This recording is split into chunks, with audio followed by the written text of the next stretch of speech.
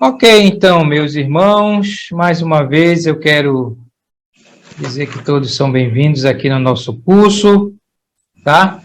Irmãos, essa aqui vai ser a nossa aula 6, tá? Nossa sexta aula aqui do nosso módulo, o livro de Apocalipse, tá ok? Então, sejam todos bem-vindos aí.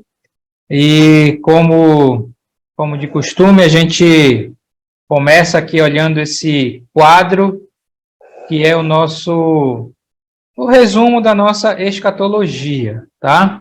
Lembrando que escatologia é a parte da teologia que estuda as coisas futuras, tá? Como as coisas vão terminar, tanto a questão do próprio mundo e a questão do próprio homem. A gente estuda isso no módulo escatologia, tá? Então, só lembrando que esse módulo aqui é o módulo O Livro de Apocalipse. Então, nós estamos estudando o livro, capítulo por capítulo, fazendo as nossas interpretações e dentro da linha escatológica que nós, aqui da Igreja dos Irmãos, o nosso grupo segue, tá? E lembrando também que nem todos os grupos, nem todas as denominações, eles têm a mesma escatologia que nós da Igreja dos Irmãos, tá? São grupos próximos de nós, como nós temos falado, e interpretam aí de uma maneira diferente, tá? Essa é a razão que muitas vezes você vai lá por exemplo, lá procurar um vídeo no YouTube, no estudo de Apocalipse, e aí a pessoa tem uma outra escatologia e ele vai interpretar da maneira que ele sabe, né? Da maneira que ele crê, e aí não é a mesma escatologia nossa, tá? Então é muito importante que a gente saiba a nossa escatologia para a gente interpretar a questão de profecias, a questão do próprio livro de Apocalipse, ok? Então, essa aqui é nosso resumo. Eu vou só voltar aqui para a gente ir conversando aqui antes da gente entrar no capítulo 6 hoje, tá? Só voltar aqui, tá?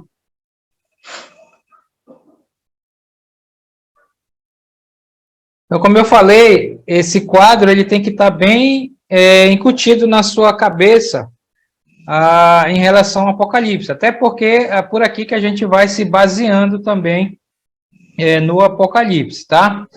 Então, olha só, então imagine que essa aqui é a linha do tempo, tá? É a linha da história humana. Então, hoje nós estamos na chamada época da igreja, tá? O período da igreja, ou dispensação da igreja, tá? Isso quer dizer que nós seguimos a linha dispensacionalista, tá? Cremos que estamos na época da igreja, nem todos os grupos creem dessa maneira, ok? Em Apocalipse, se você quiser saber onde estamos em Apocalipse, estamos lá no capítulo 2 e capítulo 3, tá? Aqui está capítulo 1 até o capítulo 3, que é a época da igreja. Então, a época da igreja, ela vai terminar com o próximo evento escatológico, que é chamado o arrebatamento, ok? Então, o que é o arrebatamento? O arrebatamento é quando Jesus volta para buscar a sua igreja, volta para buscar os santos, tá? Nem todos os grupos creem no arrebatamento.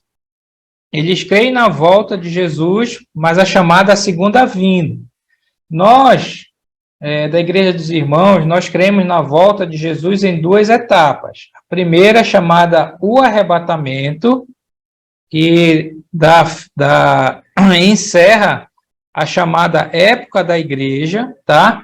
E a chamada segunda vinda, que é a vinda de Jesus em poder e glória, ok? Então, alguns grupos só creem na segunda vinda. Então, nós, da Igreja dos Irmãos, nós cremos que essa época vai se encerrar com o arrebatamento, certo? Então, o arrebatamento é um evento iminente, como nós estudamos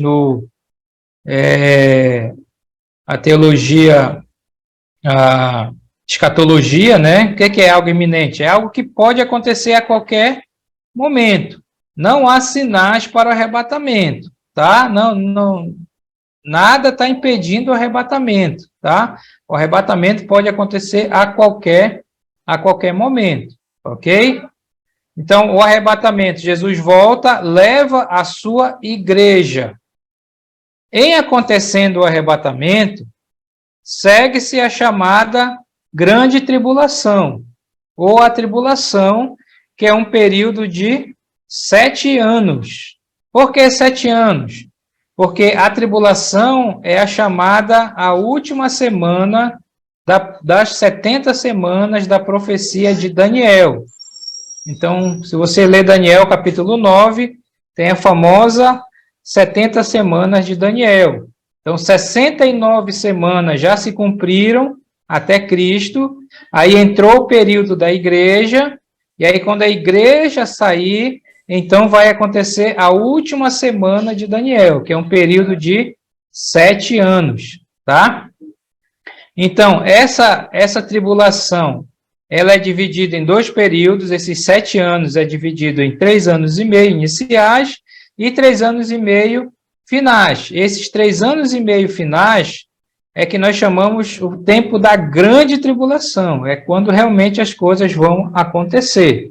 Aonde é que está a tribulação no livro de Apocalipse? Capítulo 4 até o capítulo 18. Na realidade, a partir do capítulo 6, que nós vamos começar hoje, tá? Então, quem falou da grande tribulação? Daniel falou da tribulação, os profetas do Antigo Testamento falaram da tribulação, Jesus em Mateus 24 falou desse tempo da tribulação, e o próprio livro de Apocalipse, tá? Então, o período de 3 anos e meio, e 3 anos e meio que dá os 7 anos. Então, basicamente, nós temos nesses 3 anos e meio, 3 séries de castigos que vão vir, a ira de Deus sobre esse mundo, que são os sete selos, nós vamos começar a ver hoje no capítulo 6, as 7 trombetas e as 7 taças da cólera de Deus, tá? Que vai acontecer nesses 3 anos e meio aqui, ok? Pergunta, olhando por aqui, a igreja vai estar na tribulação quando começar a tribulação? Sim ou não? Não. Não. Não. Não. Não. Para nós, tá? Nós que seguimos a linha pré-tribulacionista, o que é o pré-tribulacionismo? O pré-tribulacionismo diz que a igreja ela não vai passar pela tribulação, que a igreja ela vai ser arrebatada antes da tribulação. Então, tudo que acontecer dentro da tribulação, nesse período de 7 anos, a igreja não vai participar. A igreja vai estar no céu. Essa é a visão pré-tribulacionista, tá? Pré por quê? Porque é antes da tribulação. A igreja é arrebatada antes da tribulação. Então, tudo que nós olharmos a partir de hoje, a igreja não vai participar. A igreja não vai sofrer aquilo que o mundo vai sofrer e aqueles que estiverem na terra durante o período da grande tribulação. Então, aquela história do anticristo que nós vamos ver, o 666, a perseguição, tudo aquilo, o falso profeta, as coisas que vão acontecer, a igreja não participa. Ok? Essa é a nossa linha de interpretação. Outros não entendem assim. Outros creem que a igreja entra na tribulação e sofre todas as consequências da tribulação. Tá? Mas nós não cremos dessa maneira. São os chamados pós-tribulacionistas, e tem os que creem que a igreja entra na tribulação e no meio da tribulação a igreja é arrebatada. Esses são os mid-tribulacionistas, de meio, tá? Nós somos pré-tribulacionistas, ok? Então, não adianta o cristão ficar com medo das coisas do anticristo. Paulo falou que o anticristo ele só vai se manifestar quando aquilo que o detém for tirado. O que detém o anticristo? É a igreja. Alguns falam que é a igreja, outros falam que é o Espírito Santo, outros falam que é o arrebatamento. Tanto faz, tá? Todas essas interpretações você pode entender, desde que você entenda que a igreja ela vai ser arrebatada antes do anticristo se manifestar, porque o anticristo ele vai se manifestar no período da tribulação. Ok? Pergunta aí, está claro? Pode fazer qualquer pergunta, tá? Então, olha só, se você assistir um vídeo, ouvir uma pregação, ouvir um estudo em que a pessoa coloca que a igreja está na tribulação, que o anticristo vai perseguir os crentes e tudo mais, vão morrer, você já sabe que essa pessoa não tem uma visão como nós em relação à tribulação e à igreja. Você já sabe que essa pessoa não é pré-tribulacionista, tá? Ou ela mide ou ela é pós-tribulacionista, tá? A nossa visão é pré-tribulacionista, tá? Nós não cremos que a igreja vai passar pela tribulação, tá? Pergunta aí, tranquilo? Ricardo, Oi, pode falar. eu sei aquele filme que tu passou pra gente, aí já assisti mais 5 vezes, parece a mais. Ah, o filme Só que no início lá vem aquele exército de avião lá, aí cai, vai caindo um por um.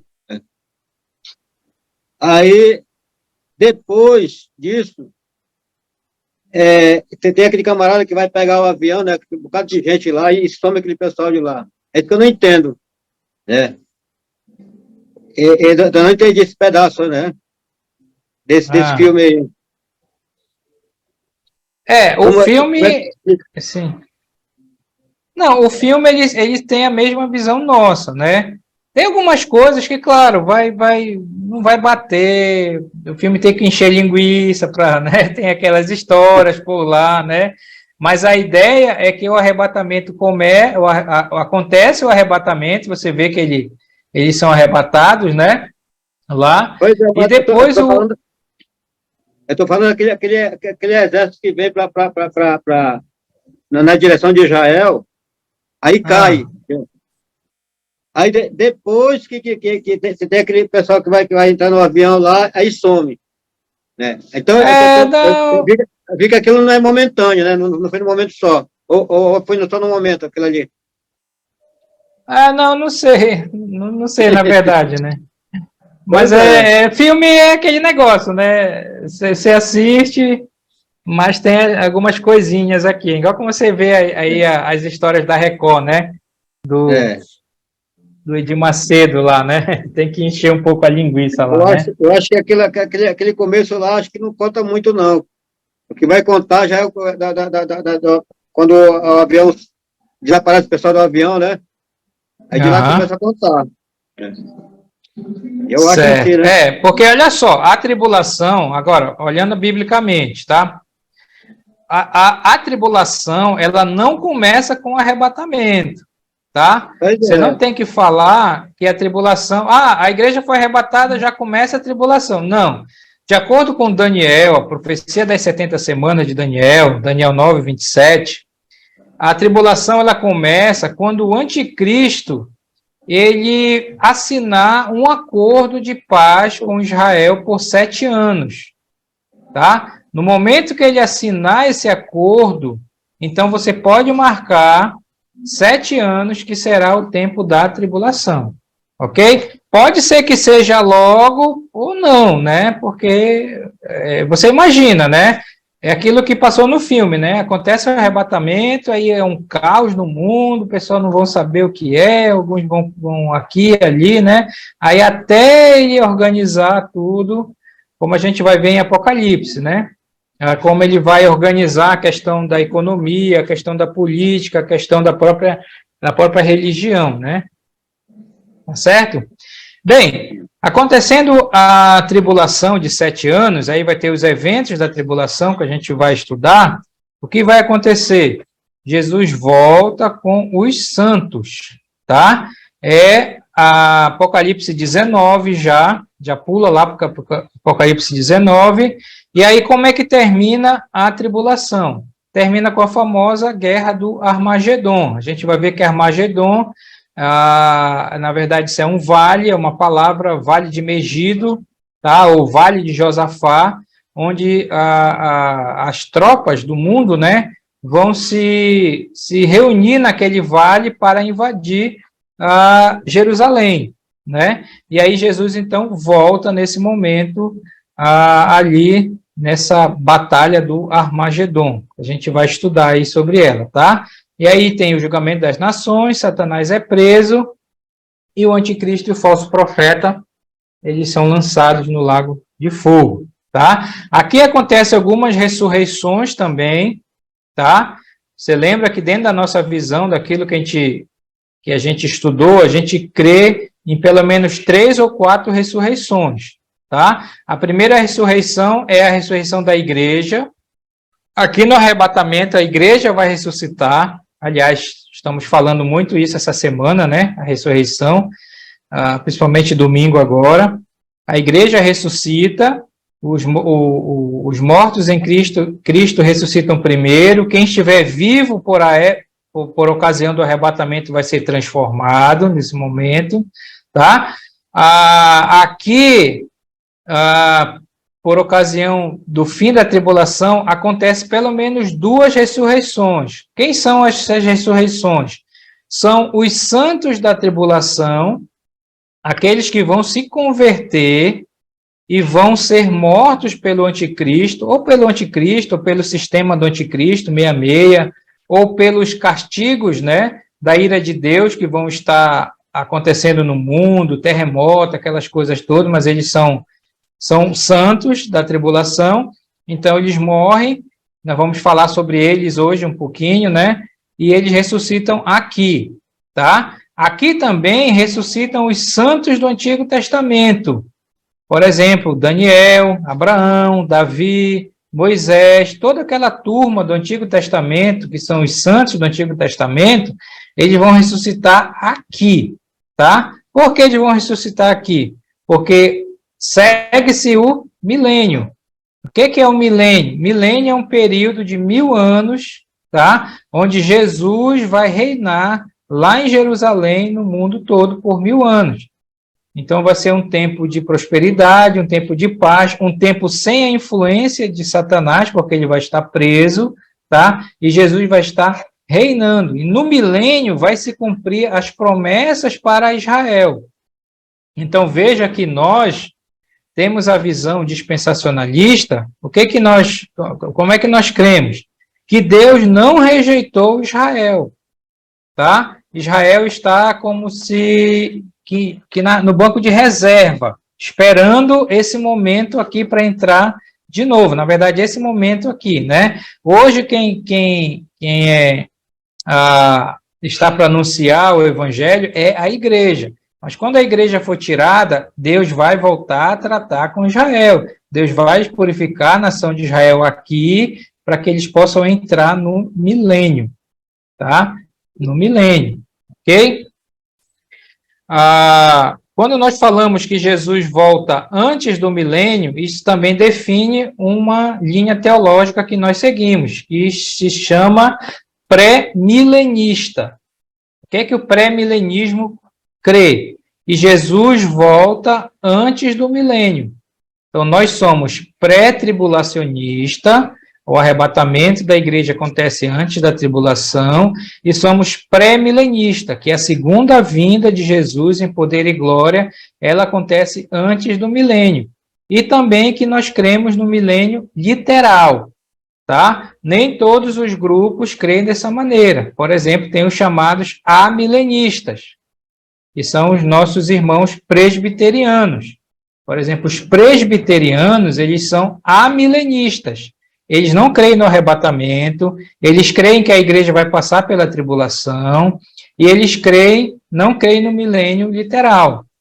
Então, Apocalipse 20 para os presbiterianos não é literal, tá? Então, é dessa maneira que eles explicam, tá? Nós somos pré-milenistas, ok? Ei, Ricardo, Oi, pode falar. Calilo, a respeito, você falou agora há pouco do arrebatamento, né, que Jesus vai vir, vai levar a igreja, né? Aí eu te faço a seguinte pergunta: a respeito dos que morreram, né, sem Cristo, né? Porque a gente sabe que quando Jesus voltar no arrebatamento, ele vai ressuscitar os mortos, né, que morreram em Cristo, né?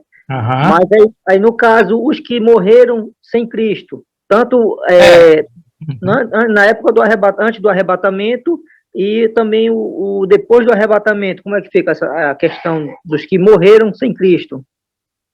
Os que morreram sem Cristo, os ímpios, eles vão ter uma ressurreição só para eles. Então, desde Caim, por exemplo, que foi o primeiro ímpio lá que a gente tem conhecimento na Bíblia, até o fim do milênio, o ímpio ele vai ressuscitar depois do milênio, tá? No chamado grande trono branco. Aqui é que os ímpios vão ressuscitar. Então, se um ímpio morre hoje, ele vai aguardar, não dormindo, tá? Lembra, nós não cremos no chamado sono da alma, né? Que alguns grupos ensinam aí, algumas seitas ensinam que morre e fica dormindo, aguardando o julgamento. Não é dormindo, fica lá em tormento. É só lembrar da parábola do rico e do... Na parábola não, da história do rico e do Lázaro que Jesus contou. Não é uma parábola, é quando aconteceu mesmo, tá? Então, ele fica aqui, ele passa por aqui. Se o ímpio que morrer na tribulação, também ele não vai ressuscitar. E nessa rebelião final que vai acontecer depois do milênio, o ímpio, ele também vai ressuscitar no chamado trono branco, tá? Então, Apocalipse 20, 11, fala dos ímpios aqui. Não é a igreja e não são os santos do Antigo Testamento e nem os santos da tribulação. Então, quando o ímpio morre, ele vai ressuscitar aqui, no chamado trono branco. O trono branco não é para a igreja, o trono branco é para os ímpios. Ok? Deu para entender? Deu sim, com certeza. Deu sim. Porque, na verdade, eu já... a questão dos que morrem com Cristo, né, tanto no arrebatamento quanto na segunda vinda de Cristo, eu estava ciente, né? Agora só tinha esse pouquinho de dúvida a questão dos ímpios, né? Mas... Os ímpios vão aguardar sofrendo, né? Em tormento, um bom tempo. Tem um bom tempo para eles ainda. Cara, era praticamente isso aí que eu ia perguntar para ti, tu já quase responde. No caso, para os ímpios, a grande tribulação já começa quando ele morre fisicamente aqui nesse mundo, né? Porque eles vão para o inferno, né? Lugar de tormento, né? Lugar de tormento, aguardar o lago de fogo que vai acontecer aqui depois do trono branco. Lembra que o inferno que nós estudamos é um lugar temporário. Onde estão lá os ímpios aguardando esse julgamento aqui. Exato. Tá? Esse julgamento aqui. Lembra que nós estudamos isso aí, tá? Então, o ímpio, quando morre, ele já era, né? Já era. Não, já foi. Já foi. Ele vai só esperar aqui para ser julgado e condenado no lago de fogo, que é o último estágio. Realmente Oi. Eu queria entender melhor por que os santos, como no caso de Abraão, esse pessoal aí, eles vão ressuscitar só aqui na frente. Por quê? Por que eles não estão... Eles não estão no céu agora, não? Não, eles estão no céu, estão na presença de Deus. Só que nós cremos, veja bem, nós cremos num povo distinto. Para nós, a igreja é um povo distinto de Israel, tá? nós que somos dispensacionalistas, nós cremos que a igreja é um povo distinto de Israel, ou seja, que a igreja é a igreja, Israel é Israel. Há promessas para a igreja e há promessas para Israel. Então, por que eles vão ressuscitar aqui? Tá? Primeiro, porque aqui eles não podem, porque aqui eles não fazem parte da igreja, tá? É como o João Batista disse, amigo do noivo, lá, alguma coisa como isso, tá? Outra coisa, eles não podem ressuscitar aqui porque a tribulação é para purificar a nação de Israel também, como diz a profecia de Daniel.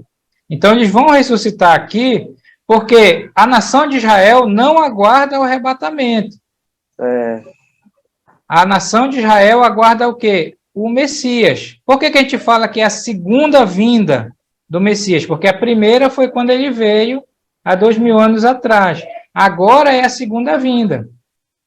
Então, para nós seria a terceira vinda, né? Mas a perspectiva é de Israel. Então, por isso que a gente fala que é a segunda vinda em poder e glória. Então, eles vão ressuscitar aqui, por quê? Porque o milênio, eles vão ter as suas promessas cumpridas, porque há muita promessa ainda para os judeus que não foram cumpridas ainda, e vão ser cumpridas no milênio. Ok? Então, o plano de Deus é tudo certinho, né? Os chamados amilenistas, eles não gostam dos pré-milenistas, porque eles dizem, porque vocês são muito certinho, né? Mas é o plano de Deus. Eu olho para um quadro desse aqui, não tem como eu fugir da interpretação, né? Aí, olha, dá tudo certo, e você olha para os textos e bate certinho, né? Aí, ok? Então, o grande trono branco, aí, e depois do trono branco tem o lago de fogo, que nós vamos ver, que é o último estágio, e depois a eternidade, que é a Nova Jerusalém, a nossa habitação. Ok? Então, hoje nós vamos entrar no capítulo 6. O que é o capítulo 6? Já é o tempo da tribulação. Hoje nós vamos começar nesse tempo da chamada grande tribulação. Tá certo? Exatamente. Então vamos lá. Abra sua Bíblia lá para Apocalipse capítulo 6. Uma pergunta para vocês. Capítulo 6 já aconteceu? Sim ou não? Não. Não. Capítulo 6 é futuro. Tudo que nós olharmos no capítulo 6 está para o futuro. Antes de acontecer o que está no capítulo 6, é preciso que aconteça o arrebatamento da igreja. Se o arrebatamento ainda não aconteceu, então o capítulo 6 ainda não aconteceu. E quando acontecer, nós não vamos estar aqui, nós não vamos participar disso. Ok? Vamos estar no céu, a igreja. Futuro é do 4 em 4 em diante, né? Você lembra o versículo de capítulo 1, versículo 19, né? Quando disse que as coisas que viste, as coisas que são e as coisas que em breve devem acontecer. O que é as coisas que viste? É capítulo 1. É a visão de Jesus glorificado que João teve. É passado, já aconteceu capítulo 1. As coisas que são é capítulo 2 e capítulo 3, é a mensagem às igrejas, é onde nós estamos hoje em Apocalipse. Você quer saber onde você está em Apocalipse? É capítulo 2 e capítulo 3, é o tempo da igreja, é a mensagem às igrejas, tá? Do capítulo 4 para frente é futuro, certo? Não pode perder isso aí, senão a gente fura a nossa interpretação. Bem, vamos lá. Então, capítulo 6. Entramos no capítulo 6. Capítulo 6 começa, então, a chamada tribulação. É claro que esse capítulo, ele é simbólico. Veja bem, a nossa interpretação em relação ao Apocalipse é a interpretação futurista. O que é a interpretação futurista? Que a maior parte do livro de Apocalipse está para o futuro. Outros têm uma interpretação preterista, ou seja, que tudo em Apocalipse já se cumpriu no passado. Ok? E tem a interpretação simbólica, que tudo em Apocalipse deve ser interpretado com simbologia. Nós não cremos dessa maneira. Ainda que nós entendemos e aceitamos que há simbologia em Apocalipse. Tá? Então, nós cremos que o Apocalipse deve ser interpretado literalmente, mas que há simbologia. Capítulo 6 é um capítulo que tem simbologia, tá? Mas temos que interpretar literal, porque realmente vai acontecer. Tá dando para entender aí ou deu um nó na mente? Isso que eu falei. Vamos lá, vamos entrar aqui. Então, olha só. João está no céu, tá? Ele está lá. A cena aqui é no céu, ele vai ver, e ele vai descrever aquilo que vai acontecer. Isso ainda vai acontecer, tá? Então, olha lá. João falando, ele diz assim: vi quando o Cordeiro abriu um dos 7 selos, e ouvi um dos 4 seres viventes dizendo, como se fosse voz de trovão: vem. Ok, vamos lá. Então, ele diz que ele vê quando o Cordeiro... Quem é o Cordeiro aqui? Jesus. Cordeiro é Cristo. Ele já apareceu no capítulo 5. Você lembra o capítulo 5, né? Deus Pai sentado no trono. Deus Pai tinha um rolo. Esse rolo, esse livro, ele tinha 7 selos. Esse livro, ele é como se fosse o título do mundo, ele contém a história do mundo, tá? E eles, então, fizeram aquela pesquisa para ver quem era digno de abrir o livro, né? E não foi achado ninguém digno, nem no céu, nem na terra, nem debaixo da terra. Aí João começa a chorar, e daí vem um dos 24 anciãos, que você sabe que são representantes da igreja, é a igreja, os 24 anciãos, e ele fala: olha, não chora, porque está aí o leão da tribo de Judá, né? E morreu e que venceu para abrir o livro. Então, Jesus vai e toma o livro da mão direita de Deus Pai. E agora ele vai começar a abrir os selos, tá? Então, o Cordeiro é Cristo, tá? Então, João diz, olha, vi quando o Cordeiro abriu um dos 7 selos. Tá? Lembra o número 7, que é o número de perfeição, ok? Esses selos, só Jesus podia abrir os selos, então quem vai desencadear a tribulação é Cristo, tá? É ele que vai desencadear a tribulação, porque quando ele quebra os selos, a tribulação começa. E aí ele fala: ouvi um dos 4 seres viventes. Qual é a nossa interpretação sobre esses 4 seres viventes? Aqui, que tinha um cabeça de leão, um cabeça de boi, de touro, né? Um cabeça de homem e outro era como águia, tá? Qual é a nossa interpretação para os 4 seres viventes? O que que eles representam? O que são os 4 seres viventes?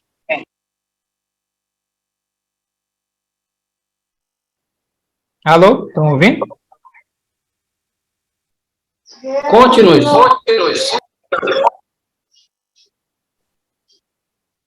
Olha, nós demos a interpretação, tá? Os 4 seres viventes é a mesma figura que Ezequiel viu, porque o profeta Ezequiel, ele também foi no mesmo lugar que João foi, né? E também Jeremias. Jeremias não, desculpe, o Isaías, tá? O Ezequiel, ele disse o seguinte: e quando ele chegou no trono de Deus, no salão do trono, né? Ele descreveu um ser com 4 cabeças. E é a mesma coisa, ele disse, olha, a primeira cabeça era um leão, a segunda era um boi, a terceira era um homem, a quarta era uma águia. Mas ele disse que era um ser com 4 cabeças. Isaías, quando viu essa imagem, lá em Isaías 6, ele disse que era serafins, tá? Que tinham 6 asas, com 2 cobriam o rosto, com 2 cobriam os pés e com 2 voavam. É os mesmos seres, tá? E João diz que eram 4 seres, tá? Então, um disse que era um ser com 4 cabeças e João disse que era 4 seres com essas mesmas cabeças, tá? Eu creio que a explicação para isso é que João estava mais próximo, ele pôde descrever melhor a cena, né? Ezequiel, acho que estava mais longe, ele deu a ideia de que fosse um ser só, tá? Mas a explicação que nós temos... Oi? Isso tem alguma coisa a ver com os 4 evangelhos? Não, né? Pois é, tem essa interpretação também, né? Que esses seres representariam os 4 evangelhos, né? Que o primeiro seria Mateus, que é um leão, o segundo seria o touro, que seria Marcos, Lucas, que escreve para o homem, né? Nós vimos lá, e João, a águia, né? Bate certo, mas eu confesso que eu não sei. Não sei, eu já ensinei assim, né? Mas depois eu fiquei meio pensando se não era muito forçar, né? Então tem essa interpretação que seria a representação dos 4 evangelhos. Não sei em que sentido, né? Oi. Ricardo, Pode falar. você tem ensinado que é a criação, né? Exatamente. A melhor interpretação que nós temos sobre os 4 seres viventes, né? É que eles representam a criação de Deus, toda a criação de Deus, tá? Tanto por causa da forma que eles têm e também por causa daquilo que eles falam em Apocalipse. E baseado na questão que Paulo também falou em Romanos 8, né?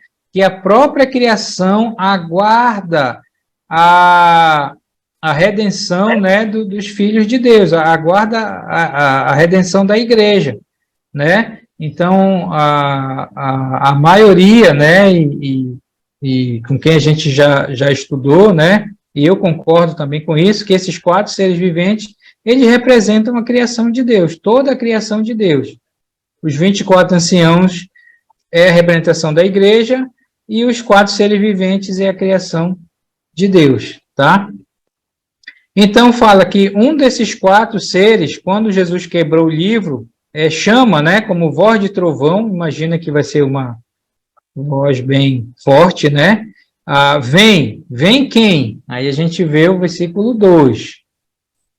E aí começa aqui a famosa questão dos 4 cavaleiros de Apocalipse, tá?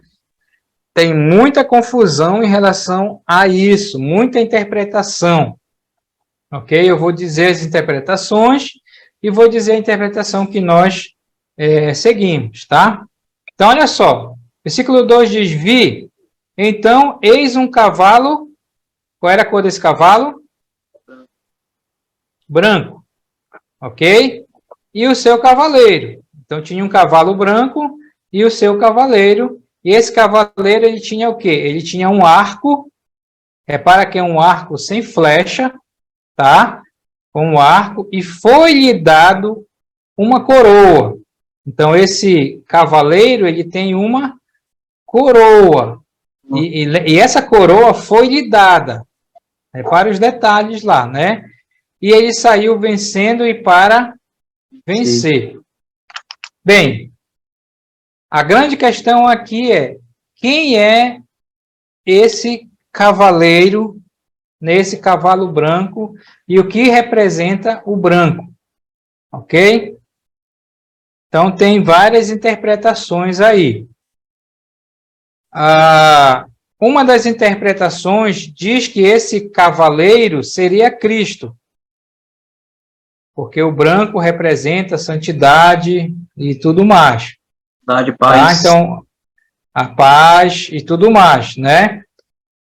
Nós não concordamos com essa interpretação, ok?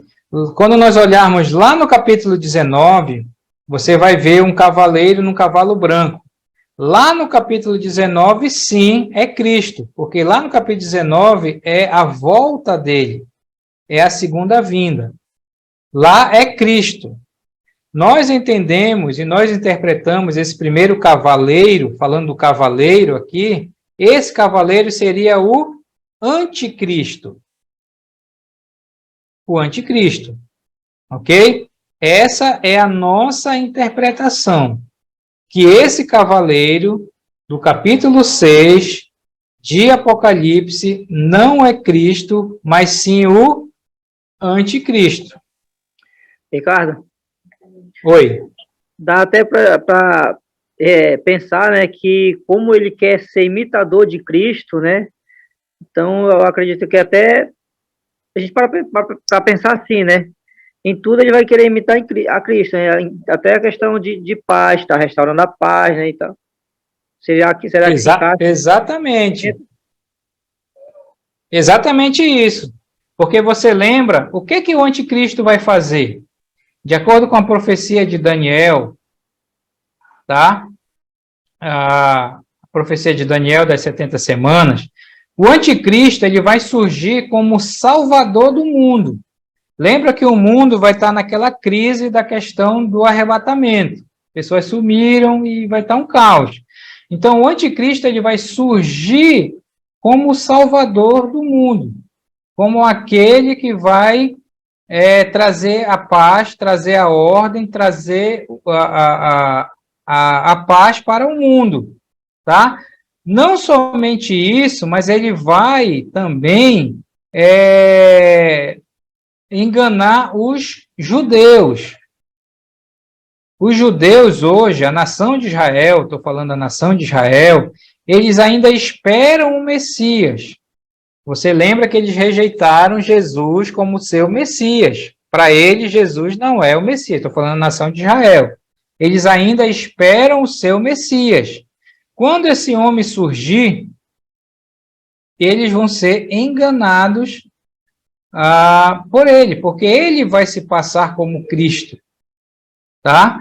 Mas ele não é Cristo. Então, esse primeiro cavaleiro aqui, para nós, na nossa interpretação, ele é o anticristo. Ele não é Cristo, ok? A questão do branco, por que cavalo branco? Branco é a paz. Só que essa paz aqui é uma falsa paz. O que o anticristo vai fazer? Ele vai fazer um acordo de paz com a nação de Israel por 7 anos. E ele vai cumprir isso nos 3 anos e meio. Está entendendo? Ele vai fazer um acordo de 7 anos de paz com os judeus, tá? Mas só que é uma falsa paz, porque no meio da tribulação, Jesus até falou isso, né? Ele vai se revelar como anticristo. E aí o negócio vai pegar mesmo, tá? Olha os detalhes. Por que nós entendemos que esse cavaleiro não pode ser Cristo? Primeiro, Cristo ele está no céu quebrando os selos, ok? Segundo, esse cavaleiro ele tem esse arco. Esse arco ele não tem flecha. Isso significa que é um instrumento de guerra, mas ele vai fazer tipo uma guerra santa. O que é uma guerra santa? É uma guerra onde você não dispara um tiro, né? Então, dá essa ideia, né, de que ele vai ter a conquista dele sem disparar um tiro, né? Ele vai criar essa falsa paz, ok? E ele tem essa coroa. Então, a palavra coroa, tem 2 palavras para coroa em Apocalipse, tá? Você lembra que nós já falamos. Uma é Stéphanos, tá? Que é aquela coroa do vencedor, é aquela coroa que os caras corriam nas Olimpíadas, né? Então, eles recebiam essa coroa, que era como de vencedor. E tem uma outra palavra para coroa, que é a palavra diadema. A palavra diadema é a coroa do rei, tá? É a coroa de soberano, coroa que o rei tem. Então, quando eles querem falar coroa de vencedor, é Stéphanos. Quando eles querem falar a coroa do rei, que é soberano, é diadema, tá? Aí. Mas olha só, essa coroa, é de quem? Não é dele, porque foi-lhe dada uma coroa. E aí, irmão Ricardo? Então, oi, pode falar. É muito interessante essa linha de pensamento que você está colocando e a observação do detalhe nas palavras, né? Foi lhe dado, ou seja, ele não fez nada para merecer e muito menos ganhou. Foi entregue para ele ali, para ele fazer isso, né? Exatamente. Uhum. Foi-lhe dado, né? Toda autoridade, a gente vai ver mais detalhes do anticristo no capítulo 13.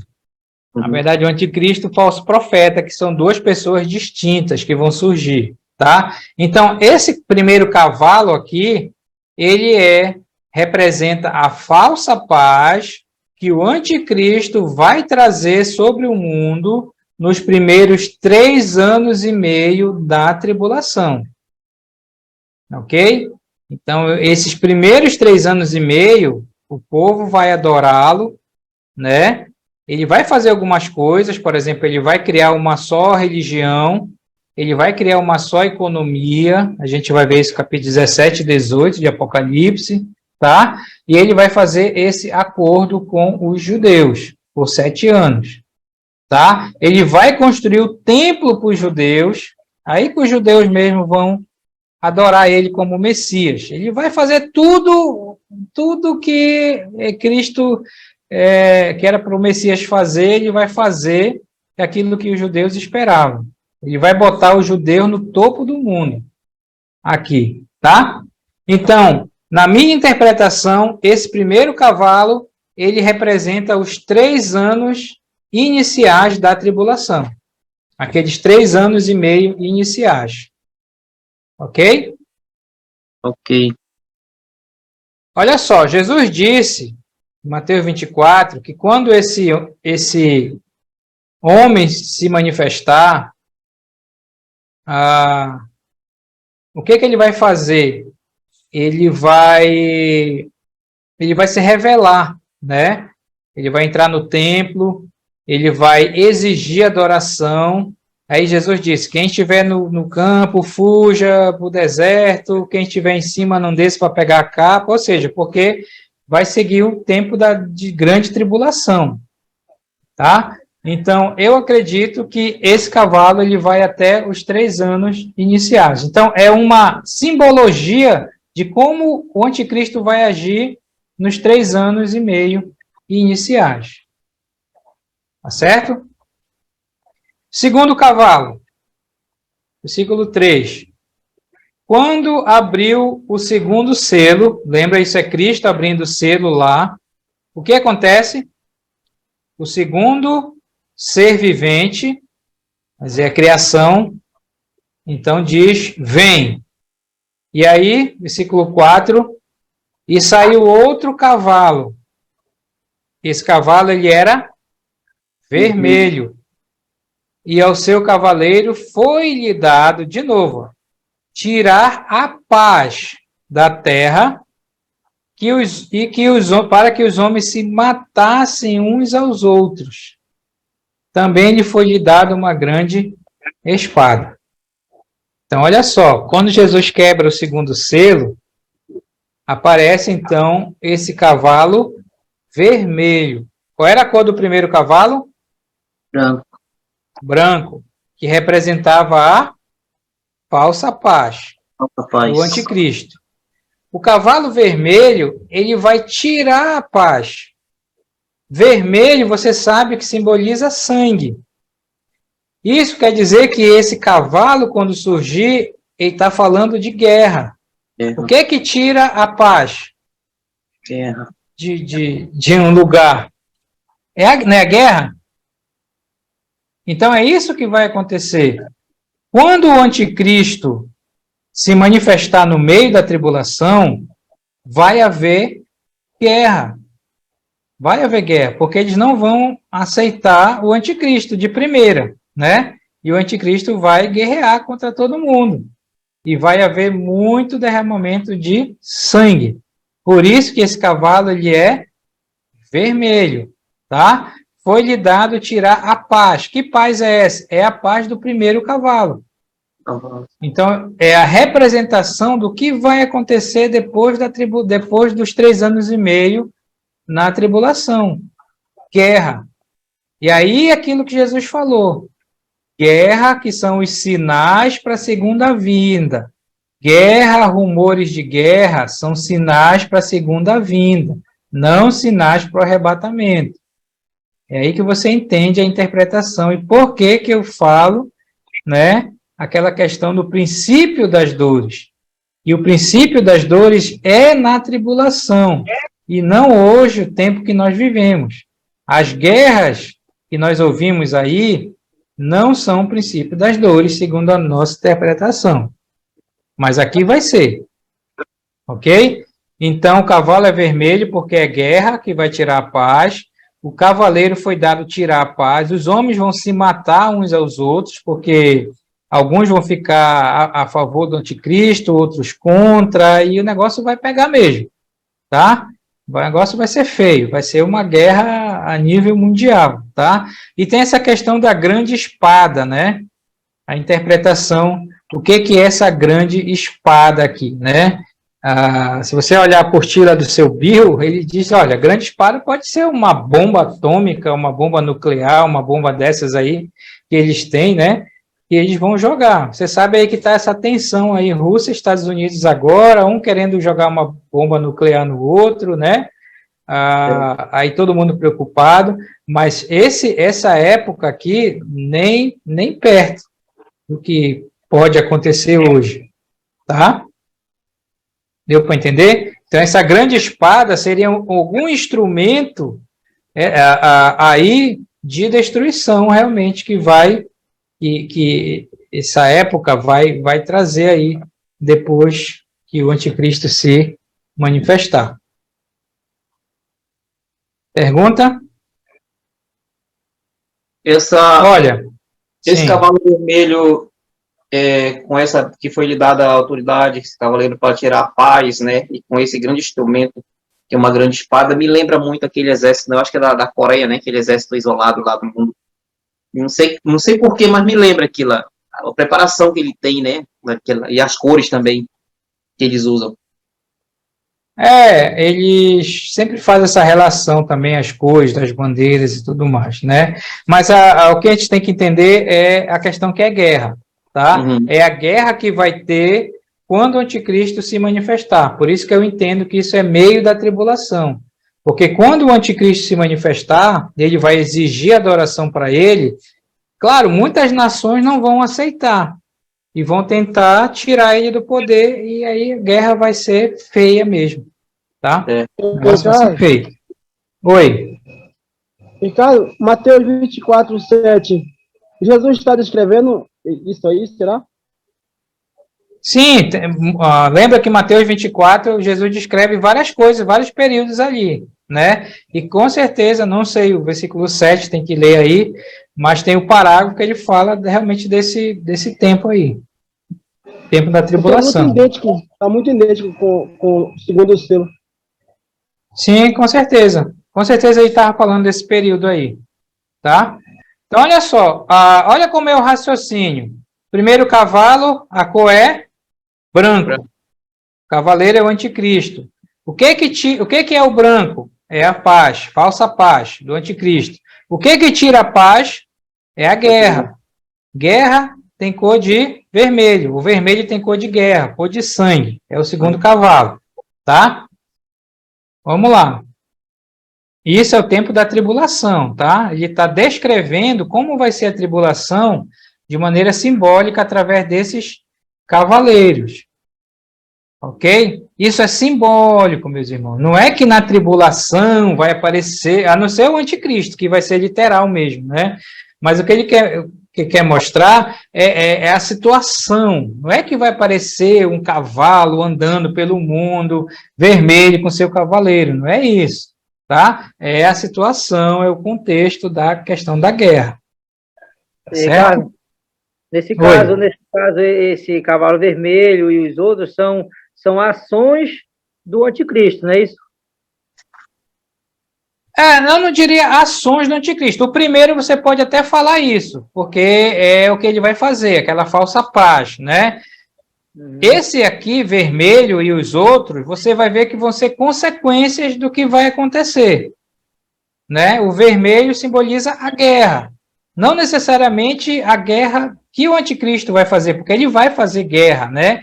Mas ele vai guerrear contra quem? Ele vai guerrear contra as nações que de início não vão aceitar ele como o soberano do mundo. E eles vão sofrer, eles vão ser destruídos mesmo, né? Porque o anticristo vai estar, além de ter a permissão de Deus, ele vai estar com a influência do próprio Satanás em relação a isso. Então, você imagina que vai ter muito derramamento de sangue. Então, os cavalos aqui seriam as consequências do que vai acontecer na tribulação. Vamos para o terceiro. Ricardo, Oi, pode falar.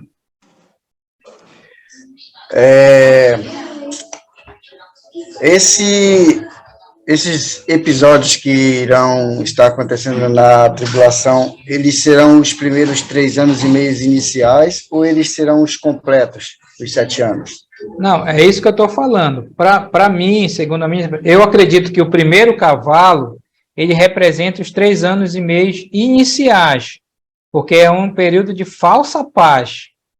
Todo mundo vai estar sendo enganado pelo anticristo, inclusive os judeus.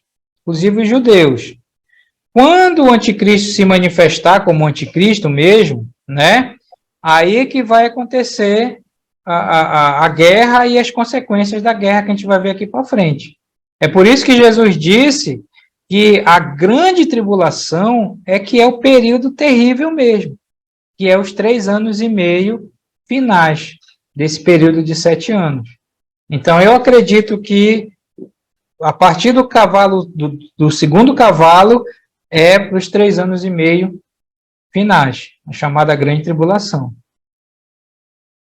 Deu para entender? Positivo. Deu para entender. Tranquilo. Vamos lá para o terceiro. Pode fazer pergunta, tá? Pode ir lá, porque aí vai aguçando a minha mente aqui também nas coisas que vocês falam. Vamos lá. Versículo 5. Quando abriu o terceiro selo, ouviu o terceiro ser vivente dizendo, vem. Então vi, e eis um cavalo preto, e o seu cavaleiro como uma balança na mão. Então, olha só, Amarelo. o terceiro cavalo, ele é preto, ok? Ele é preto. E ele tem uma balança na mão. Tá, vamos lá, a interpretação. Antes desse cavalo preto, qual era a cor do cavalo? Vermelho. Vermelho, que simboliza a guerra. Guerra. Imagina na época da tribulação, quando estiver acontecendo essa guerra. Essa guerra. Pergunta para você. Como é que vai estar a questão da alimentação no mundo? Vai estar bom ou vai estar ruim? Muito ruim. Muito ruim. Você sabe que quando um país está em guerra, as coisas ficam terríveis para a alimentação, não é verdade? Sim. Verdade, né? Essa balança aqui simboliza a questão dos alimentos. É balança de pesar alimento mesmo, tá? Preto aqui, ele simboliza fome, tá? Fome é a consequência da guerra. Você vê o que está acontecendo hoje lá na Ucrânia, o povo que está lá no meio da guerra. Está difícil a situação lá, né? Porque se tem guerra, ninguém está trabalhando, ninguém está produzindo, ninguém está no campo, o negócio pega, né? E só não está pior lá porque as outras nações que não estão em guerra ficam mandando comida para lá. Mas imagina que nesse período aqui vai ser uma coisa mundial. Todos os países vão estar em guerra. Então, todos os países vão estar passando fome. Ok? Então, esse cavalo representa a fome. Aí olha só o que vai acontecer. Aí você pode interpretar esse próximo versículo aqui, pensando nisso. João diz assim: e eu vi uma como voz no meio dos 4 seres viventes, dizendo: uma medida de trigo por 1 denário, 3 medidas de cevada por 1 denário, e não danifiques o azeite e o vinho. Como é que a gente vai interpretar isso? O povo está em guerra, o mundo todo está passando fome, e qual é a tendência dos alimentos quando está faltando? O preço é diminuir ou subir? Eu acho que é o comércio, né? O comércio vai ser modificado, vai ser muito apertado para poder comprar os alimentos. É exatamente isso. Essa é a interpretação. Ele está falando a situação no mundo como vai ser ali naquela guerra, né? Quando ele fala assim, o que era? Olha, uma medida de trigo, eu até peguei um pouco de trigo aqui, ó, um pouco de trigo por 1 denário, ou seja, um pouco de trigo, uma medida, 1 litro de trigo, vai custar quanto? 1 denário. O que era 1 denário? Até peguei uma moeda de denário aqui. O que era o denário? Um dia de trabalho. Um dia de trabalho, meu irmão. Isso significa que naquela época, para você comprar um pouco de trigo, uma medida de trigo, você vai trabalhar o dia todo para conseguir. Aquilo que você trabalhar, isso está falando do preço, né? Aquilo que você, trabalhando o dia todo, você só vai poder comprar uma medida de... né? Aí, olha só, 3 medidas de cevada. Cevada, até botei cevada aqui, né? Cevada é o alimento mais era comida de pobre, eu estava olhando o comentário lá, né? Cevada, quer dizer, 1 denário, você trabalhando um dia, você vai poder comprar só 3 medidas de cevada. Isso quer dizer que o preço das coisas vai estar lá para cima. E é isso que acontece, né? Outro dia eu vi aí uma crise que teve num lugar aí, e o pessoal estava vendendo um garrafão de água por 90, 100 reais, né? Por causa da crise que aconteceu lá, né? Aí você imagina na época da tribulação, quem tiver comida nessa época vai explorar, porque vai estar escasso, tá? E a questão de azeite e vinho, o azeite e o vinho, essa era a comida do rico, né? Lembra que ele está contextualizando, ele está falando que essa questão dessas comidas mais luxuosas, como azeite, como vinho, né? Não danifique, quer dizer, guarda porque vai estar escasso, vai estar difícil encontrar isso naquela época. Deu para entender a interpretação do cavaleiro? Por isso que ele vinha com uma balança na mão. Por isso que ele vinha com essa balança na mão. Era a questão dos próprios alimentos. Ricardo? Oi, pode falar. Nesse caso, podemos entender, então, que nesse período os alimentos eles então vão estar sendo controlados pelo governo. Também, porque nós vamos ver a questão do anticristo, né? O sistema 666 lá, ele vai usar, mas a questão aqui é que você pensa, se tem guerra, tem fome, né?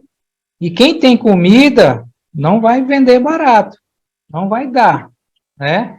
Vai vender o olho da cara. É a questão de estar mostrando a situação econômica, como vai ficar terrível naquela época. Aí eu lhe pergunto, você quer ser pós-tribulacionista e passar? Isso é só o começo. É a consequência. A gente nunca experimentou isso, porque Brasil, como a Ucrânia agora, né? Mas é terrível o que eles estão passando lá. E como eu disse, eles só não estão mais porque tem as outras nações que não estão em guerra e podem ajudar, mas nessa época aqui ninguém vai estar ajudando ninguém. Ok? Então, o cavalo ele é preto, simbolizando a fome. Meus irmãos... Oi, pode falar. É só porque está marcado aqui no meu, eu quero saber se eu posso continuar com o meu raciocínio. Preto, fome, vermelho, guerra, referente à fome, automaticamente tem luto, ou seja, morte, luto. Preto, luto. É o próximo cavalo. É o próximo, tá. Eu ia falar. Qual é a consequência, se o povo está em guerra, se o povo não tem comida, está com fome, qual é a consequência disso? É a morte. Morte, né? Tá. Olha, quando o cordeiro abriu o quarto selo, ouvi a voz do quarto ser vivente dizendo, vem. E eis um cavalo amarelo. Algumas traduções trazem verde, tá? Verde, amarelo. Mas na verdade é um amarelo esverdeado. Não é o amarelo bonito esse cavalo, é aquele amarelo de morte. É aquele amarelo já indo para o verde, tá? É uma cor feia mesmo, tá? É porque algumas traduções traduziram para o amarelo. E esse amarelo é morte, tá? Então você já sabe, a consequência da fome vai ser morte. É igual como o pessoal então, tá assim, pálida, né? Pálida também, assim. Exatamente, alguns trazem essa tradução também. Mas a ideia é de pálido, né? Aquele amarelo pálido, de morte mesmo, né? Porque, olha só, é a consequência do que vai acontecer. O cavalo amarelo e o seu cavaleiro sendo chamado morte, palavra morte, morte aqui é o nome do cavaleiro, né? O inferno, a palavra inferno aqui é Hades, né? O estava seguindo, como dizia o seu Bill, né? O inferno vinha na garupa só recolhendo os que vão morrendo, né? Mas a ideia é de que muitos vão morrer aqui, né? E, de novo, foi-lhe dado autoridade sobre, olha lá, a quarta parte da terra. Quarta parte da terra para fazer o quê? Matar a espada, fome, mortandade por meio das feras da terra. Vamos aqui às interpretações. Então, eu estou falando que esse cavalo amarelo, ele é a morte. Morte que vai vir em consequência da fome e da guerra, tá? E de mais duas coisas aqui que ele acrescentou. Mas olha só, nessa época, eu entendo que isso é logo no início da segunda metade da tribulação. Quantas pessoas vão morrer no mundo? O que está falando o texto aí? A quarta parte da parte. Isso, pessoas. E isso significa que a cada 4 pessoas no mundo, uma vai morrer. Isso significa o quê? Se a gente já está chegando o quê? Uns 8 bilhões de pessoas no mundo? Vamos supor que naquela época tenha 8 bilhões. Então, 8 bilhões, a quarta parte seria o quê? 2 bilhões. Né? Então, 2 bilhões de pessoas vão morrer só nesse iniciozinho da segunda metade da tribulação. É muita gente? Qual é a população do Brasil hoje? Eu não tenho nem ideia. Se eu não me engano, é 200. Acho que é uns 200 milhões, né? 200 por aí. 200 e algumas coisas, né? 200 milhões. Isso significa que, o quê? Dos 2, 4, 6, 8, olha aí. É como se fosse, sei lá, quantas vezes a população do Brasil vai morrer. Então vai ser muita gente morta. Pela guerra, ele até falou aqui, olha, do que essas pessoas vão morrer? A espada, ou seja, a guerra, pela fome, aqui é o segundo cavalo. Mortandade, o que é mortandade? Mortandade aqui é como se fosse peste, pestilência, doença. Por quê? Imagina 200 bilhões de pessoas morrendo no mundo. Quem vai enterrar essas pessoas? Como esses corpos vão ficar? Como esses cadáveres vão ficar? Você está entendendo? Então vai ter muita doença, não é verdade? Vai ter muita doença. E a outra coisa que é estranho, e eles vão morrer por meio das feras da terra. A palavra feras da terra aqui está se referindo aos animais. Então, como o Sobio dizia, né? Se não vai ter comida para o homem, para a onça também não vai ter no mato. E a onça vem para a cidade para atrás de comida. Então aqui vai ser um negócio feio, né? Tá certo? Deu para entender?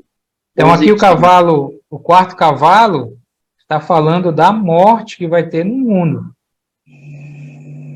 Uma quarta parte de cada 4 habitantes no mundo naquela época, um vai morrer, ou da guerra, ou da fome, ou de doença, ou de bicho que vai vir e vai matar. Então, só aí a população do mundo já deu uma reduzida bastante, né? Tá certo? A gente fica pensando, né, Ricardo? A gente fica ouvindo, a gente imagina assim que aquelas pessoas elas vão estar tão fracas que elas não vão ter força nem para matar um animal, né? Que hoje em dia é o contrário, né? Tão fracas, né? Exatamente. Então, irmãos, esses são os 4 cavaleiros. Cavalo branco, a falsa paz, o seu cavaleiro é o anticristo, daí vem o cavalo vermelho, que é a guerra, daí vem o cavalo preto, que é a fome, que é a consequência da guerra, e daí vem o cavalo amarelo, o esverdeado, o pálido, que é a morte, que é a consequência da fome. Ok? Esse é o raciocínio que você tem que fazer em relação a esses 4 cavaleiros. É a situação de como vai ser o início ali da segunda metade da tribulação. Certo? Mas ainda tem mais selos para quebrar. Vamos às interpretações lá, aguente lá. Versículo 9, ele fala, quando ele abriu o quinto selo, vi debaixo do altar, o que ele viu? As almas daqueles que tinham sido mortos por causa da palavra de Deus e por causa do testemunho que sustentava. Ok? Então, quando Jesus quebra o quinto selo, João olha e ele vê debaixo do altar. Agora, que altar é esse? Né? Alguns falam. Você lembra que o tabernáculo e o templo, eles eram a cópia daquilo no céu, né? Então, nós sabemos que tinham 2 altares, né? Tinha o altar, por exemplo, quando o templo foi construído, tinha um altar lá fora, que era o altar do sacrifício, que ficava no átrio, no pátio, né? Aí, onde era sacrificado os animais, esse é o altar do sacrifício, e lá dentro, no Santo dos Santos, tinha o altar do incenso, tá? Onde oferecia a questão do incenso e tudo mais, né? Então, eles falam, olha, então esse altar seria o altar do sacrifício, enfim, tá? Mas o que é importante aqui é o que ele viu debaixo desse altar. Ele viu essas almas, né? Ou esses espíritos. De quem? Daqueles que tinham sido mortos, ok? Então, olha só. Quem são essas almas? De quem são? Para os amilenistas, que falam que a igreja vai passar pela tribulação, então eles vão ter a interpretação de que essas almas é da igreja, nossas almas, que vão estar lá clamando embaixo do altar. Nós não concordamos com essa interpretação, primeiro porque a igreja já está redimida no céu, na imagem ou na representação dos 24 anciãos. Segundo, nós não cremos que a igreja vai passar pela tribulação. Então, essas almas aqui não são de crentes da igreja, santos da igreja. Então, de quem são essas almas? São dos santos da Da tribulação. Tribulação. Ou seja, são aquelas pessoas que vão se converter na tribulação e vão morrer. Vão morrer. Então, essa é a melhor interpretação. Porque eles são mortos, eles foram mortos por quê? Por causa da palavra, porque eles vão pregar a palavra, mas eles vão morrer, né? E vão dar por causa do testemunho que sustentavam. Então, você sabe que na tribulação não vai ter dessa. Se você é crente, se você é um eleito, um salvo, você vai morrer. Você vai morrer. É aquela coisa, nega Jesus, nega, né, ou morre. Ah, não nega, então pá, morre, né? Então vai ser isso aí. Então, essas almas aqui são daqueles que estão morrendo na tribulação. Não é a igreja. Tá? Não tem a interpretação, quando a gente morre, a gente vai ficar embaixo do altar, clamando para Deus e tudo mais. Não, essa é uma interpretação errada, tá? Isso aqui é futuro, ainda nem aconteceu. Sim, pergunta? Ricardo, nesse caso, Oi. não poderia ser dos que, da época da igreja, no caso, eu digo assim, antes de Cristo, tipo do povo de Israel antes de Cristo vir? Não, porque ele vai falar aqui, tá? Ele vai falar aqui, por exemplo, olha, o que eles vão estar clamando? Clamaram em grande voz, dizendo: até quando, ó soberano Senhor, santo e verdadeiro, não julgas nem vingas o nosso sangue dos que habitam sobre a terra, tá? Então, a melhor interpretação para nós é que seriam daqueles santos que estão morrendo na tribulação, tá? Então, eles estão clamando, tá aqui, olha, clamando aqui embaixo do altar, achei essa figura aqui, não sei nem onde, né? Então, eles estão clamando, eles estão pedindo o quê? Eles estão pedindo vingança, né? Por quê? Porque eles estão morrendo e de uma maneira terrível na tribulação pelas mãos do anticristo. Você imagina, o anticristo vai fazer as mais terríveis atrocidades com os santos, né? Então, nem perto daquilo que Nero fez, que pegava os cristãos e colocava em estaca e tocava fogo para iluminar, aquela história toda que Nero fazia, que os outros imperadores faziam, nem perto. O anticristo vai ser terrível, né? Vai ser bem pior. E eles vão morrer de uma maneira terrível, e eles, quando chegarem lá, eles vão clamar: até quando, soberano Senhor, não julgas e nem vingas o nosso sangue, né? A nossa morte violenta, e dos que habitam sobre a terra, tá? Então, a melhor interpretação são os santos. Até porque os santos do Antigo Testamento, eles já estão lá, aguardando, tá? E aí, olha o que é falado para cada um deles. Então, a cada um deles foi dada uma vestimenta branca, não sei como vai ser isso, que são almas, né? Você ouviu falar, olha, não era visagem, porque eles vão ter vestimenta, né? E lhes disseram que repousassem ainda por um pouco. Até quando? Até que também se completasse o número dos seus conservos e seus irmãos que iam ser mortos, como igualmente eles foram. Ok? Então, isso confirma mais ainda que esses são aqueles que estão morrendo na tribulação. Então, é dito para eles: aguarda um pouco, vestimenta branca, algo de conforto. A vestimenta branca a gente vai ver mais Apocalipse, que são os atos de justiça dos santos, enfim, né? Mas é algo que é dado para eles esperarem por um pouco, porque o número dos que iam morrer estava ainda para se completar. Certo? Nós vamos ver isso no capítulo 7 também. Oi, pode falar. Esses irmãos que vão morrer aí na tribulação, eles vão ser salvos através da morte, é isso? Eles vão ser salvos por Jesus aí através desse martírio que eles vão passar? Não, eles vão ser salvos através de crer no Evangelho, só que eles vão morrer, né? Sim. Só que eles vão morrer. O sistema que o anticristo vai fazer vai ser terrível, né? O 666, fora as próprias questões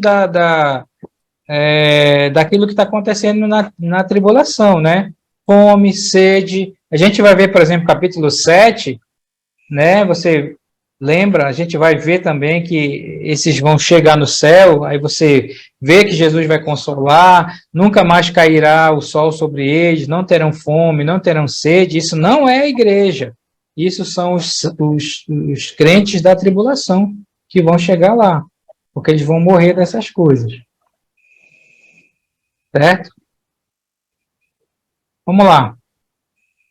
Bem, o sexto selo é aquilo que comumente muitos acham que vai ser o fim do mundo. Como é que o mundo vai acabar? Então, vi quando o Cordeiro abriu o sexto selo. E aí sobreveio o quê? Sobreveio aqueles sinais que Jesus falou em Mateus 24. Acho que era o Edmar que estava lendo Mateus 24. Se você for ver mais para frente, Jesus falou que esses sinais aqui são aquilo que está indicando que Cristo já está voltando. Então, se é dos 3 anos e meio, está faltando bem pouco para Jesus voltar. Então, o que seriam esses sinais? Grande terremoto, Jesus falou, e um grande terremoto. Vá conferindo aí. Quantos são os sinais? Grande terremoto. Aliás, quando eu perguntar quantidade para vocês, qual é o número que deve vir logo na mente de vocês? 7. Em Apocalipse. 7. Bora ver se vai bater 7. Grande terremoto, 1. Daí ele fala que o sol se tornou negro como saco de crina. Saco de crina. Aqui tem outras traduções, né? Mas a gente pode pensar, sei lá, não sei como é que isso vai acontecer. Alguns falam que por causa da guerra vai subir, vai ficar escuro. O certo é que o sol vai ficar negro, tá? Esse é o segundo, né? Terceiro, a lua toda como sangue. Esses dias teve esse fenômeno chamado lua de sangue, né? Mas aqui é uma coisa diferente, né? A lua vai ficar vermelha como sangue, né? Isso é 3. Terceiro, né? Qual é o quarto? As estrelas do céu caíram pela terra como a figueira quando abalada pelo vento forte deixa cair os seus figos, né? Estrelas do céu. Eu não duvido que isso sejam cometas, meteoro. O pessoal vive falando que tem cometa passando, raspando a terra e tudo mais, né? Eu creio que isso vai acontecer nessa época aqui do sexto selo, né? Esse é 4, né? 5. O céu recolheu-se como um pergaminho, um livro, quando se enrola, né? Essa é a imagem que João teve. Pode ser o vento que ele viu, aquilo correndo rápido no céu, né? E ele descreveu dessa maneira aí, né? Esse é 6, né? E então todos os montes e ilhas foram movidos do seu lugar, né? Alguns acham que isso aqui é tsunami por causa do terremoto que vai dar. Você sabe, quando tem terremoto sempre vem os tsunami, né? Então 7, né? 7 sinais. Olha lá, como bate certinho. Grande terremoto, sol negro, lua 2. como sangue, 3, estrelas caindo, 4, o céu se recolhe, céu se recolhe, pulei algum. E o 5, os montes e ilhas foram do seu lugar. Não sei porque eu contei 7. Tá? Sim, o outro sinal é aqui dos reis. O que vai acontecer nesse momento aqui? É esse. Aqui seria o 7º, né? Os reis da terra, os grandes e os pequenos, os grandes, os comandantes, os ricos e os pobres, e todo escravo e todo livre, que eles vão fazer nesse momento? Vão se esconder. Esconderam nas cavernas e nos penhascos dos montes, né? E vão falar o quê? E disseram aos montes e aos rochedos: cair sobre nós. Quer dizer, eles preferem morrer, né? Ali. E olha só o detalhe aqui, que eles vão falar: escondei-nos da face de quem? Daquele que se assenta Daquele que se assenta no trono e da ira do... O que é que você entende aqui nesse momento que vai acontecer? Que nesse momento, todo esse castigo que está vindo, eles estão entendendo que tudo isso é a ira de Deus sobre eles. E a ira do Cordeiro. De alguma forma, eles vão saber que o dia chegou. Não é? Para desejar a morte assim, né? E eles vão Hoje em dia desejar a gente a quer morte. evitar, não quer adoecer. Então vai ser uma Mas coisa o fato- repugnante, uma mas coisa o que a gente fato nem que eles- imagina na nossa mente finita, né? Da grande ira do Senhor, né? Exatamente. Mas olha o fato que eles estão reconhecendo que é Deus que está fazendo isso em Jesus, nesse momento. Né? Eles vão reconhecer isso. E versículo 17, porque chegou o grande dia da ira deles. Deles quem? De Deus e de Jesus. Né? E quem é que pode suster-se? Então, nesse momento, o mundo todo, por passar já por toda a guerra, a fome, a morte, e todo esse abalo aqui no mundo, né, terremoto e tudo mais, eles já vão entender que realmente é Deus que está fazendo tudo aquilo. Irmão Ricardo, Oi. Permita-me, se eu posso fazer essa observação. Eles reconhecem tudo isso, mas eles não se dobram, ou seja, eles não aceitam, eles não se convertem, porque eles desejam a morte, mas não aceitar o Senhor Jesus, não é isso? Exatamente. Mais para frente a gente vai ver isso. Quanto mais Deus castiga, mais eles têm ódio de Deus.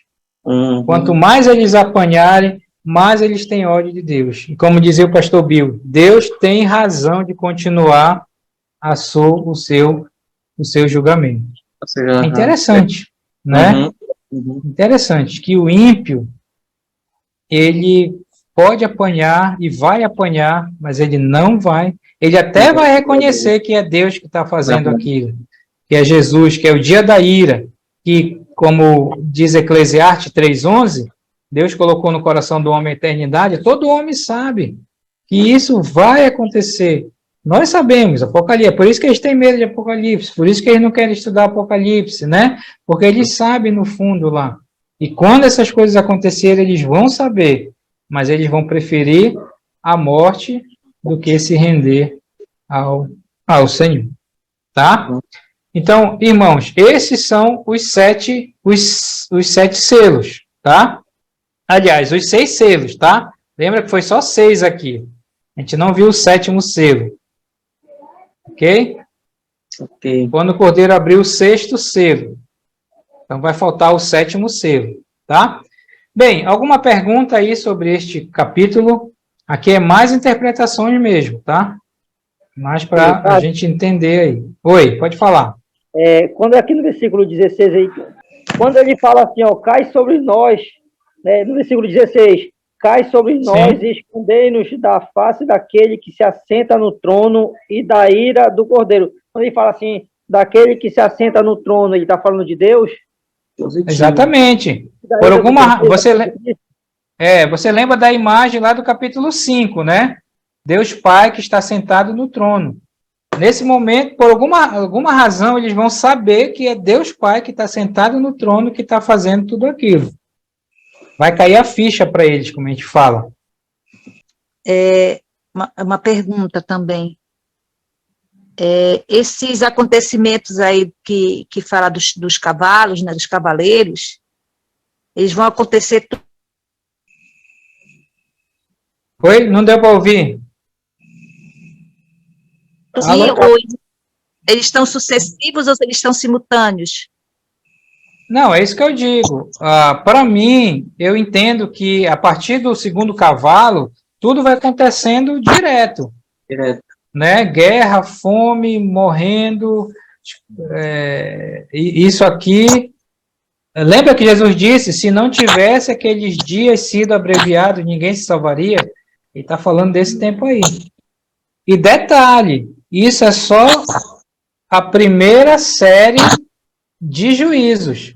Ainda faltam as trombetas e ainda faltam as taças. Vai ser terrível.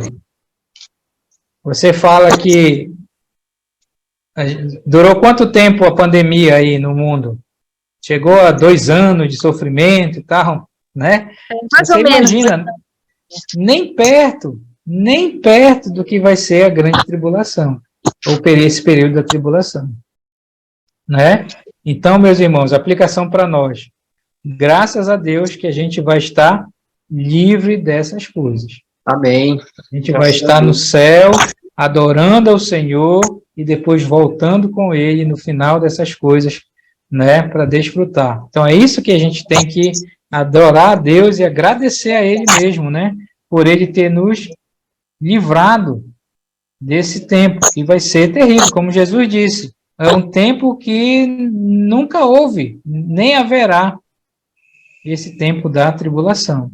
Vai ser terrível, a gente nem pode imaginar, pode só especular. Amém, meus irmãos? Então vamos parar aqui. Na próxima aula a gente vai estudar o capítulo 7.